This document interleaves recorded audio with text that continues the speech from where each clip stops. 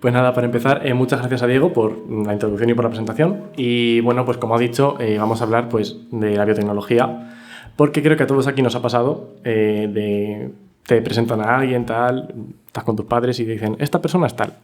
Y te dicen, ¿qué estudias? Y dices tú, biotecnología. Y te dicen, ¿y qué es? Vale, ¿y ahora qué hacemos? Ya hasta aquí. Entonces, ¿no os ha pasado a vosotros también? Sí, a mí me ha pasado de poner el ejemplo de decir, ¿has visto Parque Jurásico, por ejemplo? Pues algo parecido a lo que hacen, pero claro, no es una muy buena explicación. Y intentas llevarlo al castellano todo lo posible y siempre se te quedan con la cara un poco a cuadrado. Entonces, ¿qué es la biotecnología? Nosotros deberíamos saberlo mejor que nadie, ¿no? Es básicamente el uso de seres vivos, de moléculas procedentes de ellos o de cultivos de tejidos para obtener productos o algún servicio que nos interese, ¿no? Y con eso ya se supone que deberíamos entender lo que es, o que nuestros parientes y amigos deberían entender lo que es. Porque claro, la biotecnología pensamos que es algo que nos pilla muy lejano, pero es más cotidiano de lo que pensamos. En los términos más básicos, esto nos lleva acompañando desde el Neolítico, cuando ya se empezaban a hacer cruzamientos en la revolución de la agricultura para hacer mejoramientos en plantas y etcétera. Nos ha llevado hasta ahora. Y en tema, por ejemplo, también de la cerveza, por el empleo de microorganismos, Claro, la única Mesopotamia. diferencia, claro, la única diferencia es que ahora tenemos esos conocimientos y sabemos de lo que estamos hablando y podemos maximizar los procesos, hacerlos más seguros, no es nada nuevo, nos lleva acompañando desde toda la historia, vamos. Sí, es más que pese a que nos ha acompañado todo el tiempo, ahora somos conscientes de que lo hace, ¿no? O sea, Claro. podemos hacer las cosas con mucho más rigor, mucho más cuidado, muchas más pues, técnicas y tal. Y claro, pues eso nos lleva a... Exacto. Ahora parece que comprendemos los procesos, los fundamentos que hay detrás. Hay algunas personas que por este desconocimiento piensan que jugamos un poco a ser Dios y nosotros tres estamos aquí hoy para bajar un poco ese concepto de biotecnología tan extraterrestre que tiene a veces la gente y ver que es una herramienta cotidiana. Entonces... Y bueno, no sé si algún ejemplo de... no sé.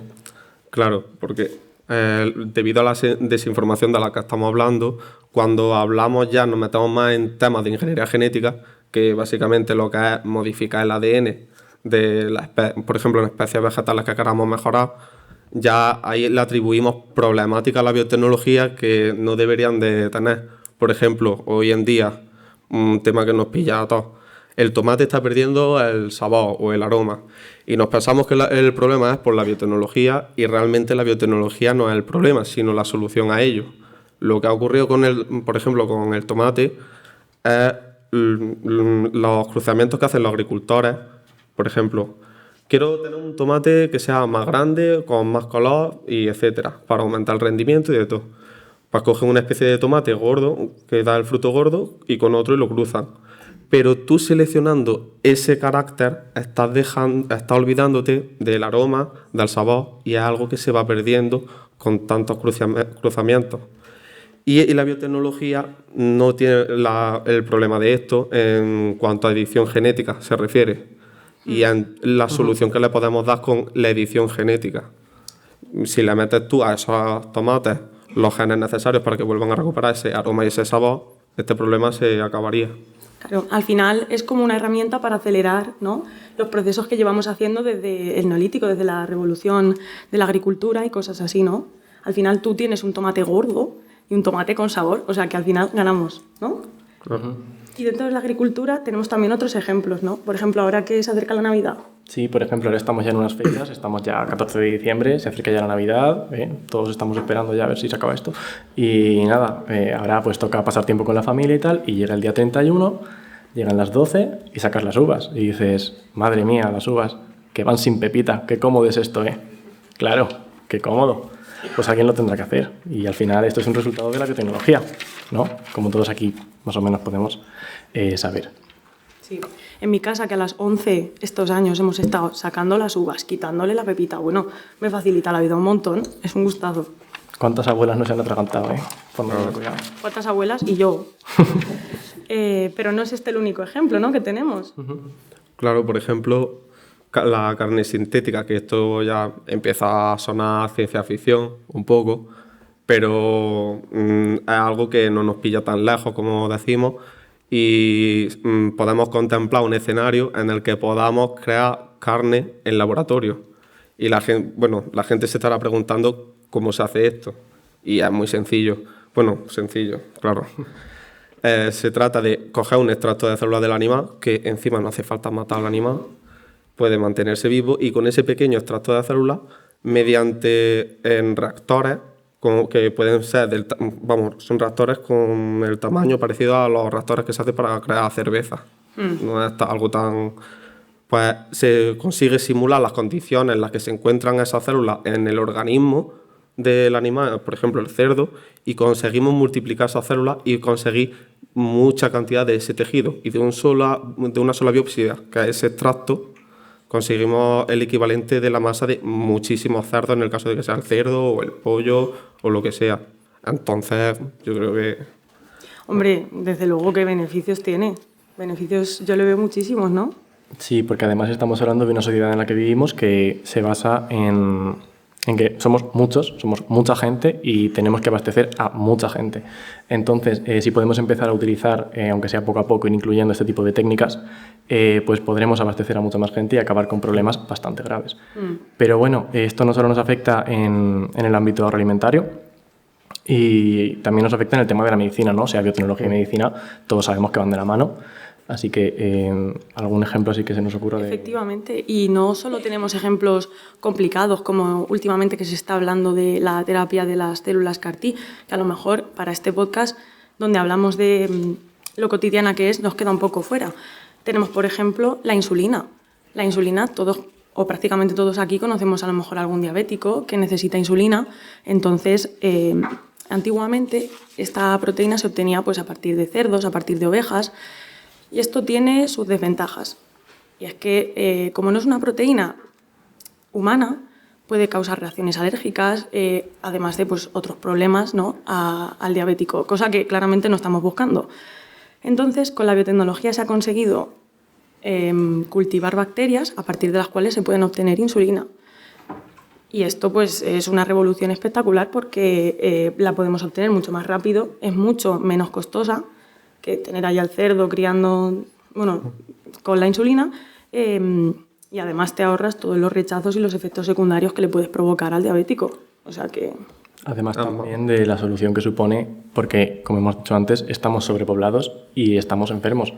La enfermedad de este siglo es comer rápido, mal y vivir rápido. O sea que al final la diabetes, la obesidad son enfermedades que afectan a una parte de la población tan importante que si no fuese por esta producción de insulina sería muy complicado abastecer a tantísima gente necesitada de ella. Claro, y ya no solo, abarca un montón de temas como lo que estamos viendo, pero también podemos adentrarnos también ya incluso en el tema medioambiental, ¿no? Y con temas, por ejemplo, el que nos pilla muy cercano, el Mar Menor, que es una problemática que nos pilla muy cercana y es una buena solución, una buena herramienta en la biotecnología. Si atendemos a por qué está pasando eso ahí y estudiamos cómo funciona el ecosistema, la cadena, el equilibrio que debe de tener, nosotros vamos a tener los conocimientos necesarios para tratar esa problemática. En definitiva, lo que ocurre, así en resumen, es que se vierte a excesos de nutrientes sobre el medio acuático y esto produce un crecimiento excesivo de las algas. ¿Qué pasa? Estas algas se van a encontrar en la superficie, entonces evita que llegue la luz y cuando evita que llegue la luz no se reproducen según qué organismos que realizan la fotosíntesis en el interior, etc. Entonces esto es un problema porque se ha bloqueado esa cadena de equilibrio.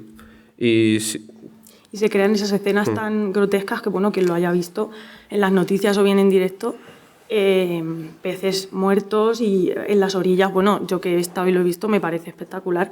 Y la biotecnología viene a poner un parche entonces en este problema, ¿no? Claro, hay diversas aplicaciones que si queréis comentar alguna. Pues yo he oído, por ejemplo, el compostaje de los residuos ganaderos. Lo que se puede hacer es tratarlos antes de verterlos y luego encima,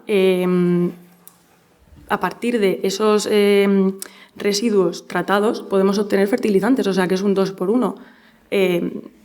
Con eso ya a mí me parece genial, pero es que encima luego podemos realizar bioremediación con bivalvos, es decir, que los propios seres vivos que habitan en los propios moluscos que se encuentran en el Mar Menor pueden actuar como filtro y llevarse a partir de una actividad que realizan de forma normal, y llevarse toda esa contaminación o parte de esa contaminación que encontramos en el Mar Menor. Por ejemplo, ya se ha aprobado un proyecto para utilizar ostra plana como ese filtro natural en el Mar Menor, entonces ojalá que funcione. Y ya está, hemos intentado sintetizar un poco, pero bueno, quiero destacar que la biotecnología no solo sirve para esto que hemos dicho, que son los más sonados, tanto agroalimentaria como medicina y medio ambiente. También podemos encontrar aplicación, yo qué sé, en historia, por ejemplo, rastreo de genes. Hay mucha gente que manda su ADN y le analizan los ancestros y cosas así, o cosas para los gatos, que también se analizan los ancestros de los gatos. Es que es súper curiosa y súper diversa, y yo quiero que os vayáis con esa idea de versatilidad que ofrece nuestra carrera, y que ojalá que podáis transmitirlo a la gente luego cuando os pregunten en la cena de Navidad: ¿qué hacéis? ¿Qué estudiáis? ¿Termináis ya, no? ¿Y luego qué? Y que les contéis cosas así. Sí, y así como conclusión a todo esto, para la gente que le pilla más ajeno esta carrera o esta disciplina, que todos tenemos un móvil y podemos hacer un uso responsable de las nuevas tecnologías que tenemos para informarnos de lo que hace esta herramienta, que no es peligrosa, y se hace un montón de comprobaciones a la hora de sacar transgénicos al mercado, etcétera, etcétera. Entonces, que no nos guiamos en lo que escuchamos por lo que ha dicho fulanito de copa en redes sociales, y buscamos fuentes fiables y científicas. Sí, porque al final, como todos sabemos, no es difícil informarse, pero es mucho más fácil desinformarse. Entonces hay que llevar bastante cuidado con las fuentes que leemos, con qué miramos. Y nada, ya para concluir, que nos estamos quedando sin tiempo, la biotecnología, como hemos dicho así, pues es una gran solución para muchos de los problemas de la sociedad moderna, tanto en medicina, agroalimentaria, abastecer a la población, tanto como en bioremediación. Y pues eso, muchas gracias a todos pues, por habernos escuchado, por venir. Ahora pues, espero que os esperéis al sorteo y pues... Y gracias a la universidad por darnos la oportunidad de hacer actividades como esta y salirnos un poco de lo que hacemos siempre. O sea que muchas gracias.